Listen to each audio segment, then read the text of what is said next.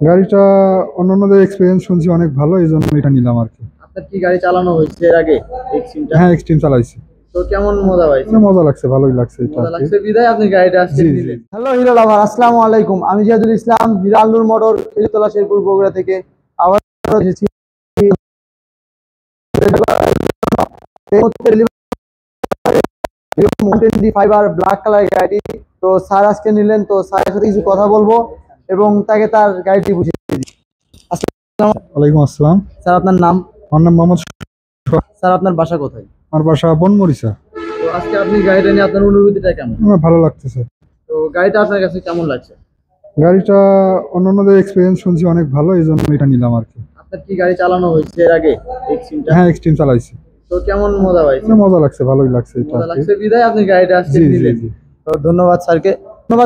তো এই মুহূর্তে চাবি তুলে দেওয়ার মাধ্যমে আমাদের ডেলিভারিটি সম্পূর্ণ।